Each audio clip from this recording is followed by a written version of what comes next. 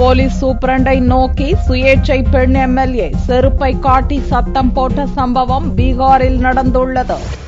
ஜார்க்கண்ட் மாநிலத்தில் உள்ள தியோகர் என்னுமிடத்தில் உள்ள சிவன் கோவிலுக்கு சென்றுவிட்டு பீகார் மாநிலம் ரோடஸ் மாவட்டத்துக்கு பேருந்து ஒன்றில் பக்தர்கள் திரும்பிக் கொண்டிருந்தனர். அவுரங்காபாத் அருகில் பேருந்து வந்தபோது டிரைவர் ஓய்வெடுப்பதற்காக சாலை ஓரத்தில் நிறுத்தினார். அதிவேகத்தில் வந்த ஒரு லாரி சாலையோரம் தூங்கிக் கொண்டிருந்த பக்தர்கள் மீது ஏறியதோடு பேருந்து மீதும் மோதியது.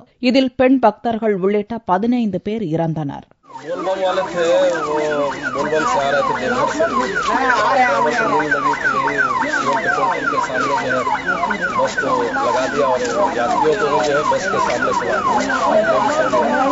इसलिए जो ट्रेलर जो पीछे से आया और आकर के जो पीछे से बस से मारा जिसमें काफी सारे यात्री की मृत्यु भी हुई और काफी सारे लोग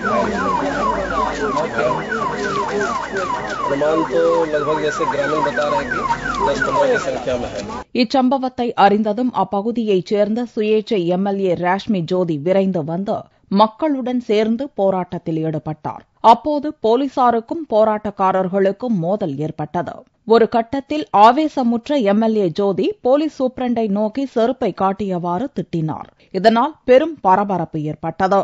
சம்பவ இடத்துக்கு மாவட்ட கலெக்டர் நவீன் சந்திரஜா விரைந்து வந்து போராட்டத்தில் ஈடுபட்டவர்களை சமாதானப்படுத்தினார். பலியானவர்கள் குடும்பத்துக்கு தலா 2.5 லட்சம் ரூபாய் நிவாரண உதவியையும் கலெக்டர் நவீன் சந்திரஜா அறிவித்தார்.